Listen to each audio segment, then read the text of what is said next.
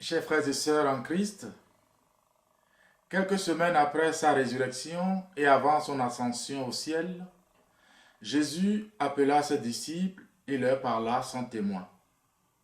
Il leur confia sa dernière volonté. Je vous laisse la paix, leur dit-il, je vous donne ma paix. Ce n'est pas à la manière du monde que je vous la donne. Que votre cœur ne soit pas bouleversé ni effrayé. Nous savons quelle importance nous accordons aux dernières volontés d'un proche. Ces volontés consignées dans un document comportent souvent des legs. En quittant ce monde, Jésus aussi fit des legs. Sur la croix, il a légué aux soldats romains qu'il avait crucifiés ses quelques vêtements et sa tunique. Il légua au bien-aimé Jean le soin de sa mère éplorée. Et à Joseph d'Arimathie, il légua son corps pour un enterrement convenable. Et en mourant, il remit son âme entre les mains de son Père. Mais qu'avait-il à léguer à ses pauvres disciples d'hier et ceux d'aujourd'hui? Jésus ne lègue ni or ni argent, mais bien quelque chose de bien meilleur. Je vous laisse la paix, je vous donne ma paix. Quelle fortune incommensurable que cette paix que Jésus donne à ceux qui croient en lui. Celui qui la possède peut s'estimer parmi les plus riches et les plus heureux au monde. Et pourtant, ce n'est pas toujours ce qu'on peut supposer, c'est-à-dire une paix sans trouble, une vie sans difficulté. Au contraire, la paix de Jésus peut exister dans un cœur, quelles que soient les circonstances extérieures de notre existence. Nous vivons dans un monde qui est loin de connaître la paix. Les traités de paix ne se comptent plus dans l'histoire des hommes. Certains d'entre eux, comme le célèbre traité de Versailles en 1919, loin de jeter les bases d'une paix durable avec la fameuse Société des Nations, n'a fait que diviser les esprits chez les vainqueurs et allumer un esprit de revanche chez les vaincus profondément humiliés.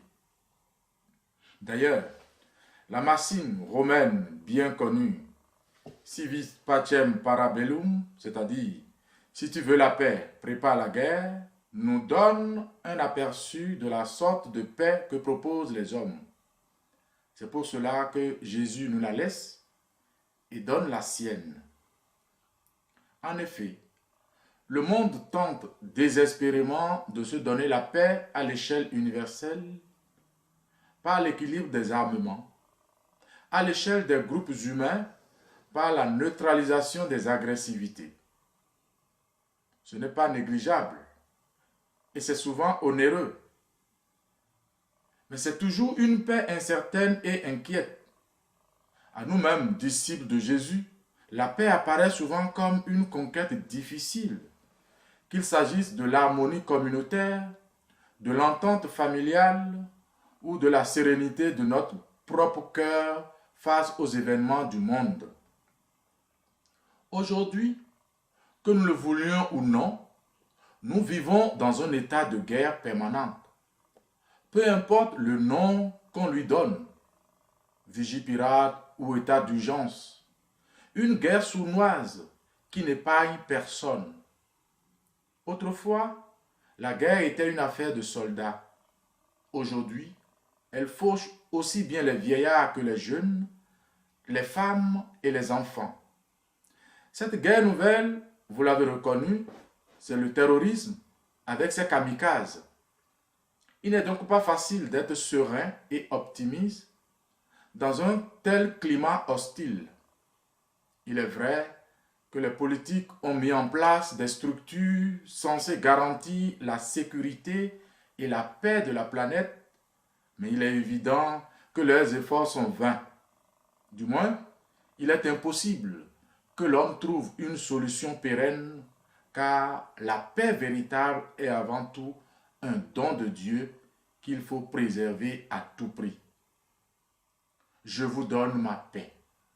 Ce n'est pas à la manière du monde que je vous la donne. La paix que Jésus nous donne, c'est d'abord la cessation des hostilités entre nous et Dieu. Car par le péché, nous sommes devenus ennemis de Dieu. Je vous laisse la paix, je vous donne ma paix. La paix de Jésus était fondée sur sa relation parfaite avec son Père. Jésus nous offre de la partager avec nous. C'est un héritage à partager et à préserver. C'est la signification du geste de paix dans la liturgie eucharistique. Il faut le préserver. Cette paix que Jésus nous donne est aussi le grand remède contre l'inquiétude. Que votre cœur ne soit pas bouleversé ni effrayé. La paix du Christ n'est pas la paix à laquelle notre monde fait allusion. Elle dépasse le silence des armes. La véritable paix est quelque chose que nous pouvons activement rechercher, comme nous cherchons des plaisirs ou des richesses. C'est le fruit de l'Esprit Saint. Et ce fruit est l'ultime produit d'un long processus. La paix est le fruit de la justice. Il ne peut y avoir de paix que là où chacun accomplit ses devoirs envers les autres. La véritable paix est alors un comportement. Heureux donc ceux chez qui l'on retrouve ce comportement. Heureux les artisans de paix.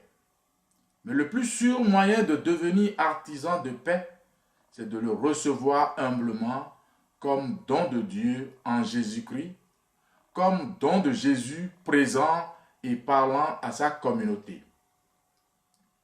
Les sentiments et les actions contraires à la paix ne peuvent pas venir de Dieu.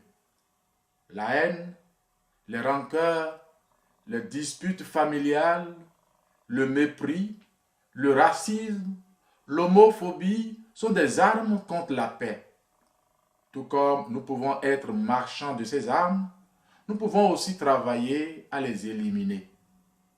Remercions Dieu pour son don de paix qui nous rappelle que nous avons été créés pour vivre cette paix.